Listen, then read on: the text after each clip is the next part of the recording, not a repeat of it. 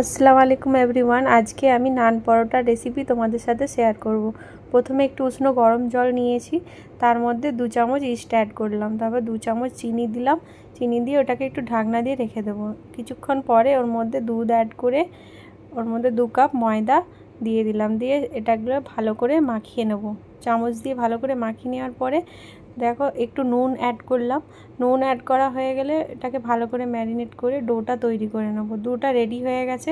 এবারে তার মধ্যে সাদা অয়েল একটু অ্যাড করলাম। সাদা অয়েল অ্যাড করে ডোটাকে ভালো করে মেখে নিয়ে ওটাকে রেস্টে রেখে দেবো। একটা পলিথিন পেপার নিয়ে এটাকে ঢেকে দিয়ে রেখে দেবো। 1 ঘন্টা রেস্টে রেখে দেওয়ার পরে আটাটাকে নিয়ে নিলাম। সেই আটাটা একটু পাতলা ডোটা হয়েছে, ওর মধ্যে শুকনো আটা অ্যাড করব। শুকনো আটাটা দিয়ে ভালো করে মেখে নেব। একটু আটাটা ডোটা টাইট হয়ে গেলে এবার ওর থেকে লেচি কেটে নেব। আস্তে আস্তে লেচিগুলোকে কেটে নিতে হবে। শুকনো আটা যতটা পরিমাণ লাগবে দিয়ে লেচিগুলোকে গোল গোল করে তৈরি করে নেব। আমার লেচি রেডি হয়ে গেছে। এইটাকে এবারে অয়েল ব্রাশ করে ডোটাকে বেলে নেব। ওর উপরে একটু কালো জিরে ছড়িয়ে দেবো। দিয়ে গরম তাওয়ার উপরে একটু সেঁকে নেব। একটু চাপা দিয়ে রাখার পরে একটু ফুলে গেছে। এবার আগুনের উপরে একটু জ্বালতি দিয়ে ওটাকে হালকা করে সেঁকে নিলে ফুলে যাবে।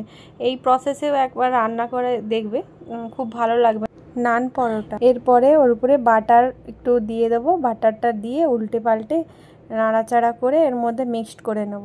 একটু হালকা উল্টে নিয়ে তারপরে তুলে নিতে হবে। আমার নান পরোটা রেডি। এইভাবে সমস্ত নান পরোটাগুলো বেলে নিয়ে পরপর সেঁকে নেব। এই রুটিটাকে আমি সেঁকছি না আগুনে, এটাকে তাওয়াতেই উল্টে পাল্টে করে নিচ্ছি। এই প্রসেসেও করতে পারো আর আগুনে সেঁকেও করতে পারো। দেখবে নান পরোটাগুলো খুব নরম তুলতুলে হয়েছে। আমার পরোটা রেডি খাওয়ার জন্য। তোমাদের যদি এই রেসিপিটা নান পরোটার ভালো লেগে থাকে আমার চ্যানেলকে সাবস্ক্রাইব করো, কমেন্টে জানিও কেমন হয়েছে আমার রেসিপিটা। আল্লাহ হাফেজ।